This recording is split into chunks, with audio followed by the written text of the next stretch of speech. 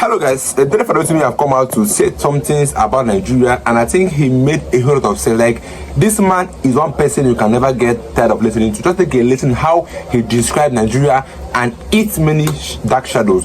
Just take a listen for yourself. I'll be with you guys in a minute. This morning, I'd like us to talk about Nigeria and its many shadows. Heard me? Yeah, Nigeria and its many shadows. You know, when you stand in any space where there is light, you're bound to have shadows. And shadows are reflective of the fact that there is light in the space. There is a song by Fela called Just Like That. In one of the many questions and answer back and forth, audience feedback flow, like the chorus part, he started asking some questions. He said, our leaders, them like us or them like themselves? Are they good leaders or shadow criminals? You know, I grew up on Fela's music, and every time I'd come across that refrain, shadow criminals, it had constantly left me thinking, and this is my pattern. For years, I might be pondering a particular word or a particular phrase, peeling the different layers of revelation that you'd find when you consider things in a deeper fashion. If he was calling them shadow criminals, I began to wonder. And then, you know, by the time you become a Pentecostal Christian, you find the more gifted orators who break down concepts for you. So one of the pastors under whose administration had sat in the past used to talk about the shadows of Christ, and he would use biblical figures like Joseph, and I think at some point Moses, as examples of these shadows. And then the more I looked at our situation in Nigeria, where we have a judiciary that does not give justice, I realized that we have a shadow judiciary. I look at our schools, they don't deliver any knowledge of value, or hardly deliver any knowledge of value these days. And I realize that we have shadow learning, shadow education. Our religion does not teach morals. We have shadow religions. The same Christianity that transformed South Korea, because it's easy to talk about the laws of our original spirituality as one of the reasons why we have become as vagabonds and unable to understand our connection to the land of our birth, regardless of the name by which it is called, or to be able to recognize the humanity of our neighbor just in understanding that because they spoke a different language does not render them any less human than we are. We've become shadow humans. In Yoruba language, the word police means Olopa. Olopa means the person who is holding the king's staff, the insignia of the king's authority, and the sight of whom you equate with the presence of the king. So his word literally is the king's word. But the Olopa in my own country, the police in my own country, is not different from the criminal in most cases. He is either endorsing criminality or is part and parcel of the criminal action, or is shielding the criminal, or is providing cover for the criminal. We have a shadow democracy where we have political parties, but they have no ideology. We have elections, but our votes do not count. Shadow democracy. We have laws, yeah. We have laws. I think one of them is the Section 305 that was used in Rivers. We have laws. I assure you we have laws. Even the Attorney General pronounced the law. It just does not appear to flow from the lie that we call, oh yeah, we have a constitution. So even our constitution is a shadow constitution. Oh, I forget. We are a capitalist, we are a shadow society. Oh, we have banks. Oh yeah, and in most other parts of the world, the banks buy money when they take your deposit and they sell it when they grant loans. So banks exist everywhere else in the world to buy and sell money. Okay. But Nigerian banks do not appear to sell money to anybody who needs money. So we have a shadow, but they declare huge profit all the time.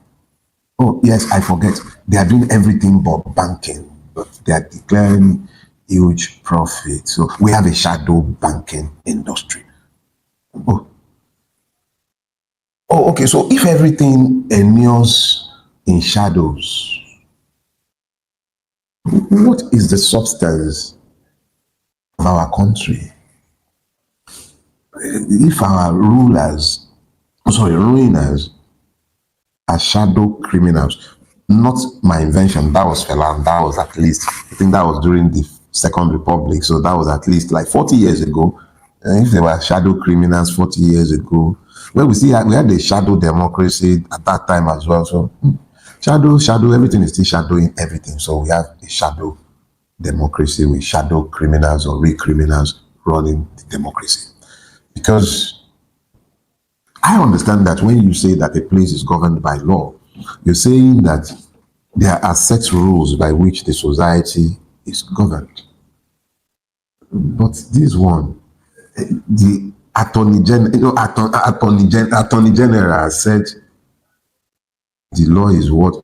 Okay, so the law is what Tinubu says the law is. Remember that thing that we were talking about, l'état c'est moi. I am the state. A lot of people will tell you that it was Napoleon that said that. It wasn't Napoleon. Don't worry. What Napoleon said was that all authority is in the throne. And what is the throne? If all authority is on the throne, who is the throne? Do you understand? This wooden frame covered with velvet, I am the throne. That was Napoleon's declaration, and I would be surprised if that wasn't what Fagbemi was telling us as well. L'état c'est moi. So we have a shadow presidency, but an imperial dictatorship. Oh, by the way, he did tell the others to note that their own future might pass through rivers. And it wouldn't surprise me if we end up with the rivalization of Oshun as well. So the question I'm now asking us is this.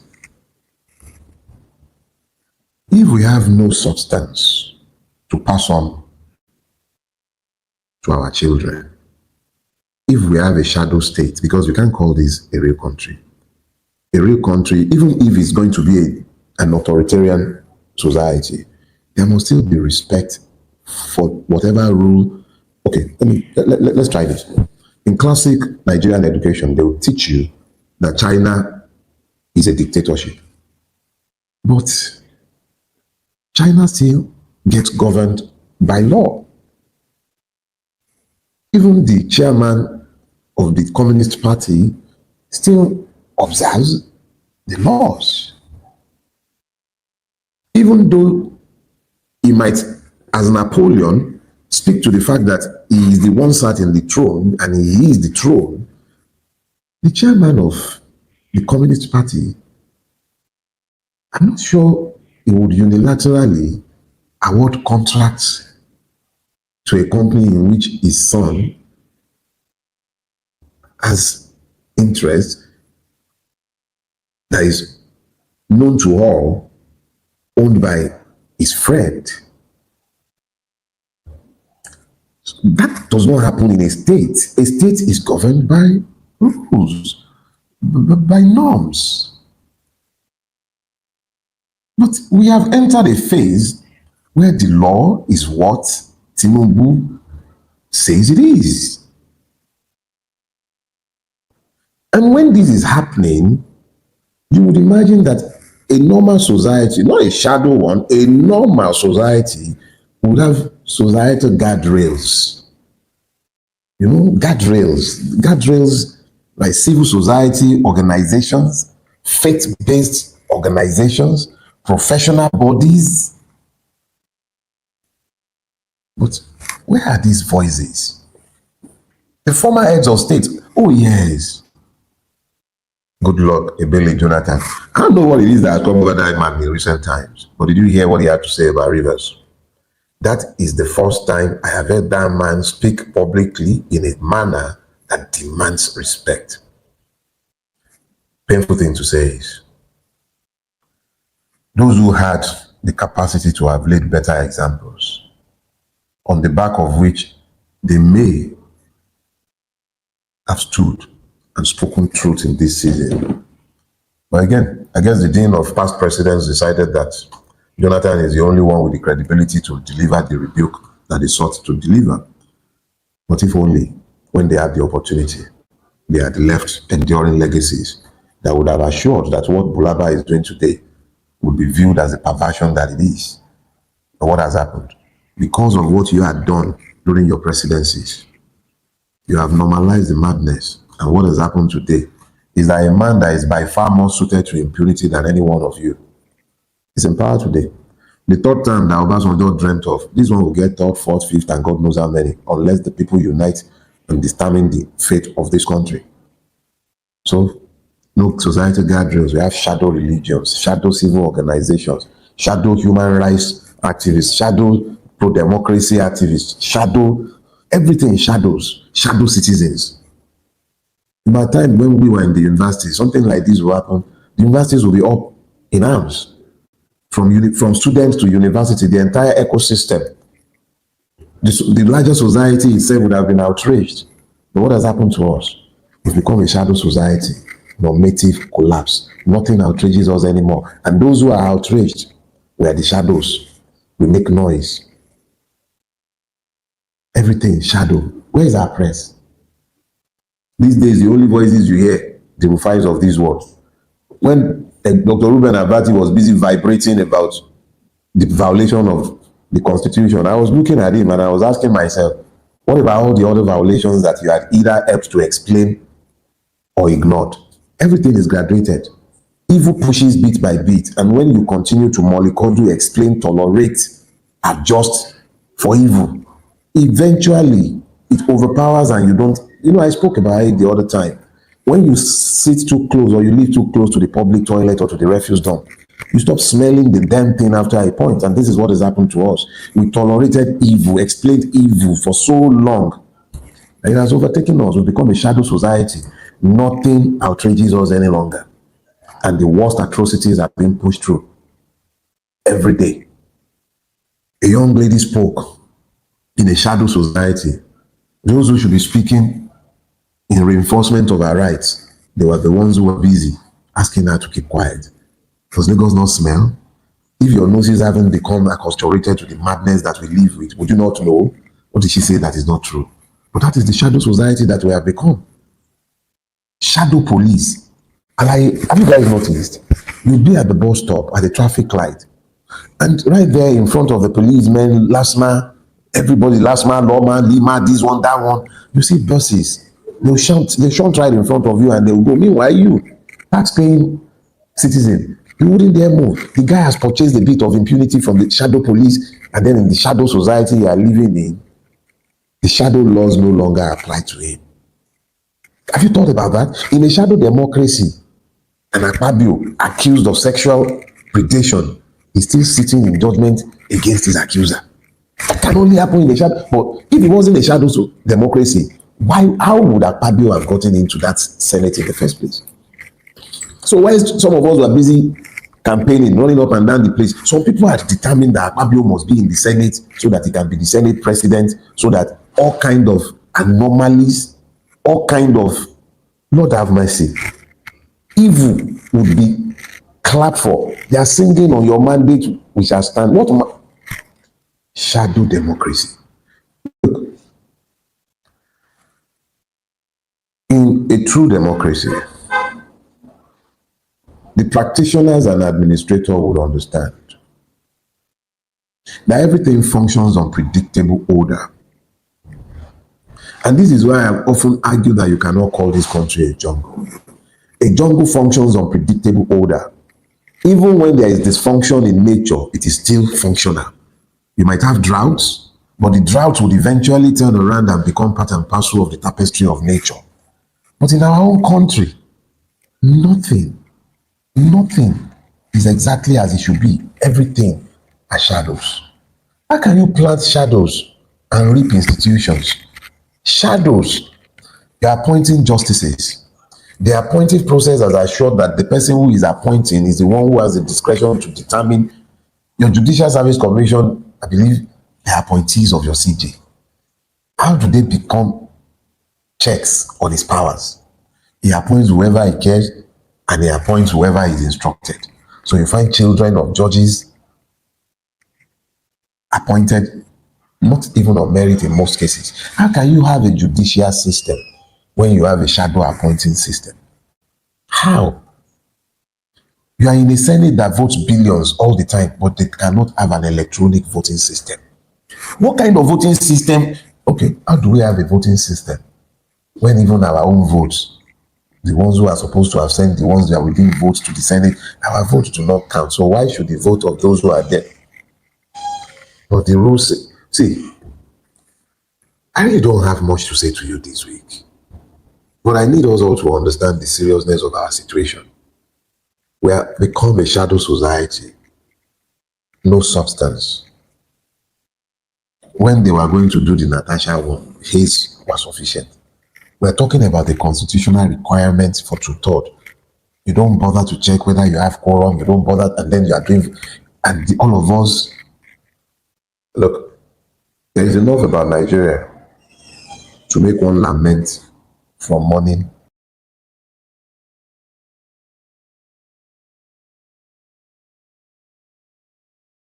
till night, and you will not find a repetition for the lamentation. But it is very critical. See, shadow country. NEPA just struck, and I've been bandy, and NEPA just struck. Let me just put it this way. All they have done is to quicken my exit.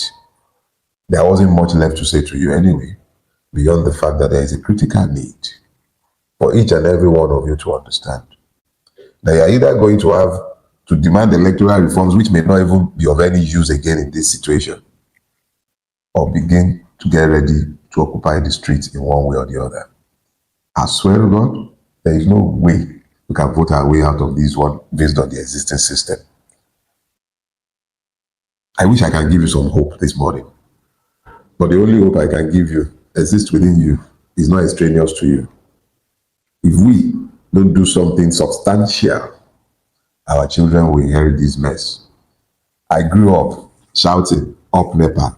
If my children have had to live in a space where they would have to shout up NEPA, they too will be shouting up NEPA. Fact of the matter is, nothing has changed. The only thing that has become substantial is evil. And if we don't do something about it, that evil will overtake us. The declaration you heard, disguised as Section 305, is one and only one thing.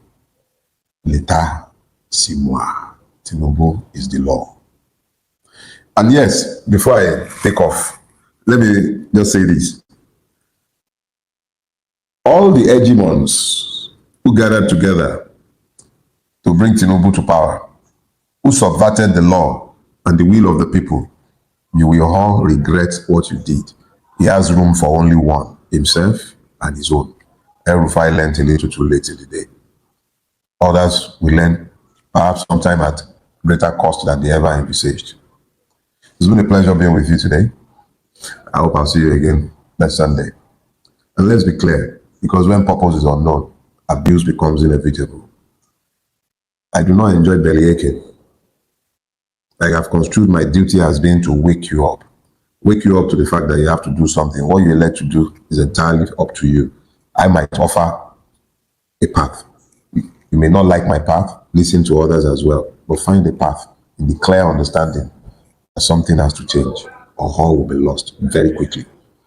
We just stumbled into a dictatorship. Enjoy the rest of your week. God bless you. Bye-bye.